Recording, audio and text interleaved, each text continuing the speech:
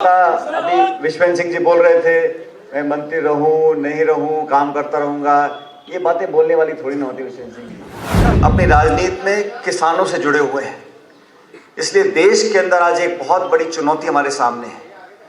केंद्र में जो सरकार दिल्ली में है, उन्होंने मनमानी तरीके से, अलोकतांत्रिक तरीके से संसद के अंदर ऐसे कानून बनाए जो भगवान मालिक है। इस कानून की मांग किसने करी थी? किसी राज्य सरकार ने नहीं करी, किसी किसान ने नहीं करी, किसी संगठन ने नहीं करी, लेकिन जबरदस्ती कानून थोपा गया। ये वो कहते हैं ना कि ताकतवर की ताकत छुपाए नहीं झुकते और कमजोर की कमजोरी रोके नहीं रुकते। बस कुछ वैसे ही एक बार फिर से सचिन पायलट ने अपना शक्ति प्रदर्शन कर दिया है, जिसमें न सिर्फ उनकी टीम बल्कि उनके समर्थकों की ताकत भी कांग्रेस और भाजपा दोनों ने देख ली है। सचिन पायलट ने महाराजा सूरजमल स्मारक भरतपुर पहुंचकर महाराजा सूरजमल जी के बलिदान दिवस पर पुष्पांजलि अर्पित की और इस कार्यक्रम के जरिए उनका जबरदस्त शक्ति प्रदर्शन भी हो गया। इस मौके पर हरियाणा के पूर्व मुख्यमंत्री भूपेंद्र सिंह हुड्डा, पूर्व मंत्री और विधायक विश्वेंद्र सिंह, विधायक हेमाराम चौधरी, बृजेंद्र ओला, मुरारी लाल मीणा, युवा नेता अनिरुद्ध सिंह भी मौजूद रहे। टीम सचिन पायलट की एक जगह ऐसी मौजूदगी बहुत कुछ कह रही थी। देखने वाली बात यह है कि यह शक्ति प्रदर्शन हुआ भी तब जब कांग्रेस के राजस्थान इंचार्ज और कईयों का भविष्य तय करने वाले अजय माकन राजस्थान में हैं। सचिन पायलट ने अपने अति ताकतवर संबोधन में कहा कि आज जितने भी लोग हम यहाँ बैठे हैं, सब अलग अलग क्षेत्र में काम करते हैं, अलग अलग जिलों में काम करते हैं।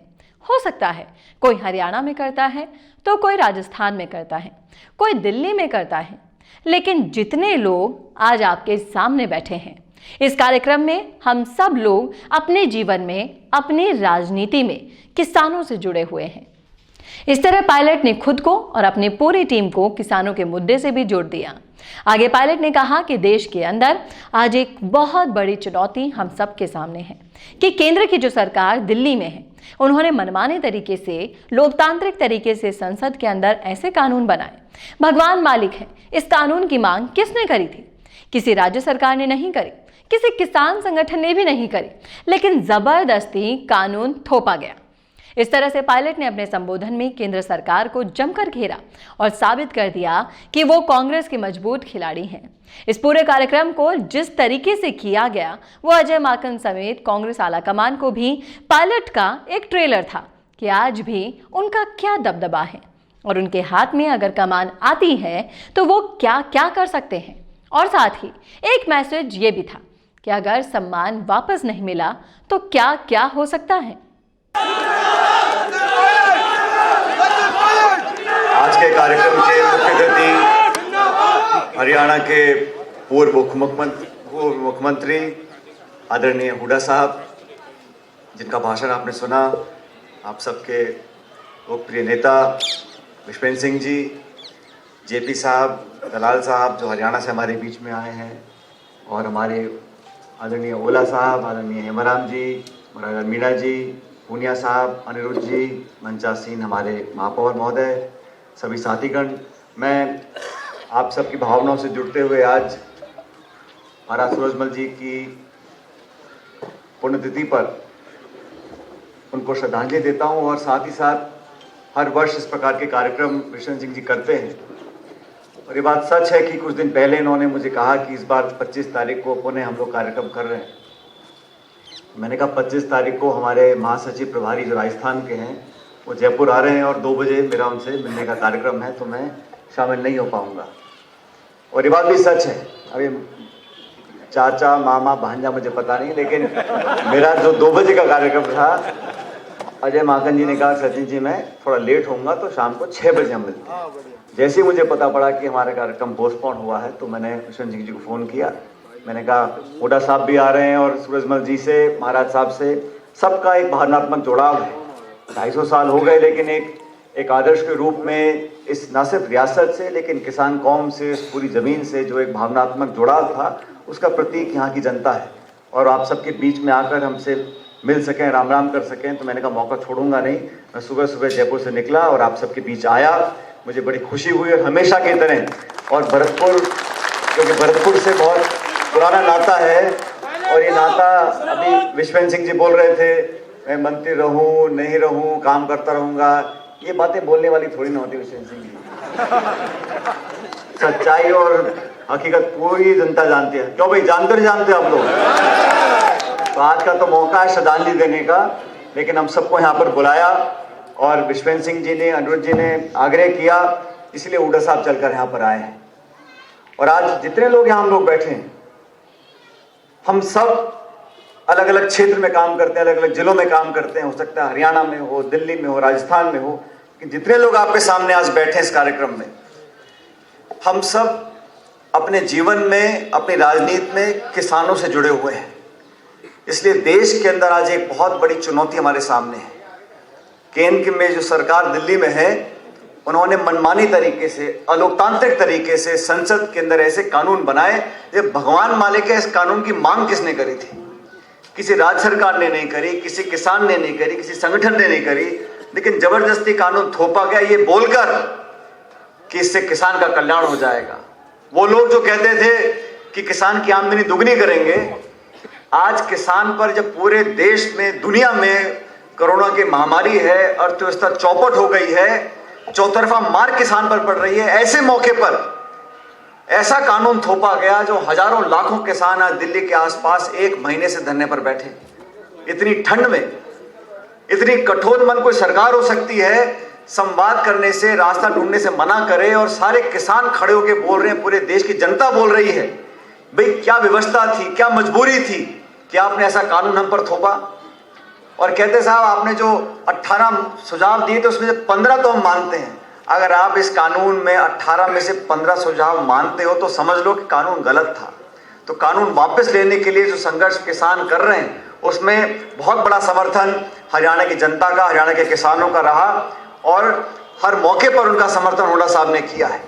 मैं आपका धन्यवाद देना चाहता हूं हुड्डा साहब कि आपने ना सिर्फ पार्टी की आवाज बनकर, लेकिन किसानों की आवाज बनकर ललकारा है केंद्र की सरकार को कि जो किसान विरोधी नीति आपने अपनाई है उससे आपको पैर पीछे करने पड़ेंगे। अगर इस देश का भविष्य सुरक्षित रखना है, किसान को किसानी करनी है, मजदूरी करनी है, ये निर्णय केंद्र सरकार को करना पड़ेगा। इस मुद्दे को लेकर हम सब सारे साथी मिलकर एकजुट हैं और आप लोगों को आश्वासित करते हैं कि जब तक हमारे में ताकत है तब तक हम विरोध करते रहेंगे। और केंद्र सरकार ने जो एक नाइंसाफी करके किसानों के साथ जो धोखा दिया है, उसका उनको खामियाजा उठाना पड़ेगा।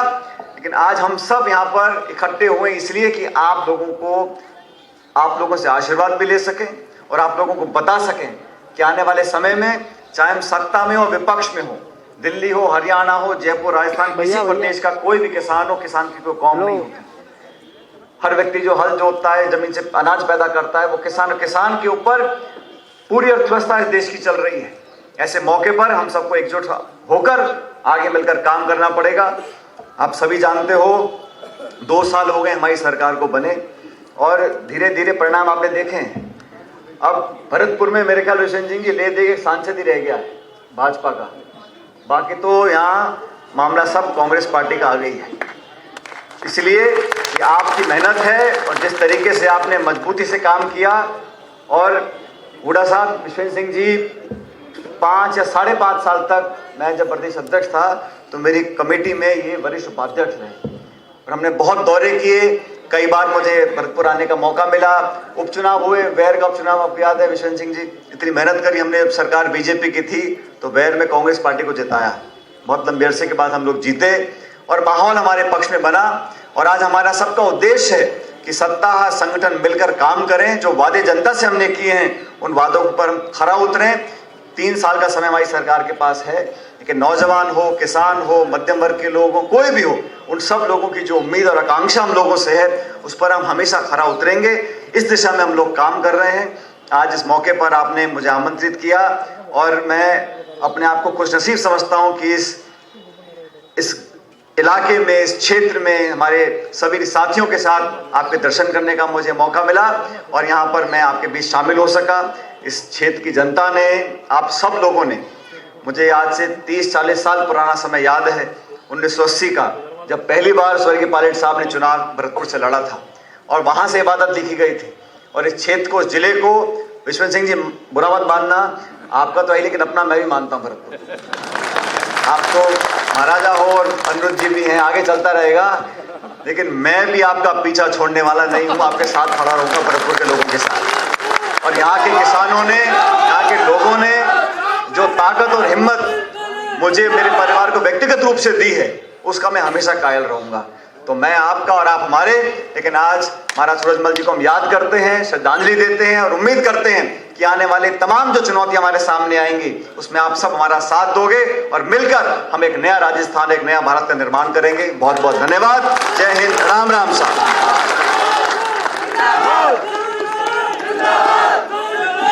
तो ये थी राजस्थान संवाद की खास रिपोर्ट आपके लिए। कैसी लगी आपको ये रिपोर्ट? कमेंट बॉक्स में कमेंट करके हमें जरूर बताएं और इस वीडियो को ज्यादा से ज्यादा शेयर करें। और अगर आपने हमारा चैनल अभी तक सब्सक्राइब नहीं किया है तो देर मत कीजिए, इसे आज ही सब्सक्राइब कर लें। मैं कहती हूँ कि घर में नया फर्नीचर लगा लो और वो मोबाइल देखते रहते हैं। मैं कहती हूँ कि मुझे नई ज्वेलरी दिला दो और वो फिर भी मोबाइल देखते रहते हैं। फिर मैं कहती हूँ बच्चों को नए टॉयज तो दिला दो और वो फिर भी मोबाइल ही देखते रहते हैं। इसके बाद जब मैं उनको मोबाइल देखने के लिए टोकती हूँ तो पता चलता है कि वो जो मोबाइल देख रहे थे ना, उसमें वो दरअसल फर्नीचर, ज्वेलरी और टॉयज़ लेने के लिए गूगल पर सर्च कर रहे थे। जाहिर सी बात है ये केवल हमारे साथ तो नहीं हो रहा। सोच कर देखिए तो अधिकतर लोग कुछ भी लेने से पहले गूगल ज़रूर चेक करते हैं और गूगल पर इन सारी चीज़ों के वीडियोज़ को देखकर वो अपनी शॉपिंग डिसाइड करते हैं। सिर्फ यही नहीं, गूगल भी वीडियो से बहुत ज़्यादा प्यार करता है, क्योंकि अगर आपकी वेबसाइट पर वीडियो एम्बेड है तो आपकी वेबसाइट खोज ज़्यादा दिखने के चांसेस 53% तक बढ़ जाते हैं। कस्टमर्स पर हुए सर्वे के मुताबिक ये पता चला है कि 74% बायर आपकी एक्सप्लेनर वीडियो देखकर आपके प्रोडक्ट्स में इंटरेस्टेड होते हैं और वीडियो देखने के बाद एक सफल कस्टमर में बदल जाते हैं। तो फिर अब इंतजार कैसा? अपने बिजनेस को लाइए वीडियो प्लेटफॉर्म पर और बढ़ाइए अपनी sales. For all types of digital video marketing, Mishi Media Solutions is a one-stop solution where you fulfill all of your needs of digital video marketing. Mishi Media Solutions is creating your digital presence at affordable prices. For more details, call 9549700549 or mail mishimediasolutions@gmail.com.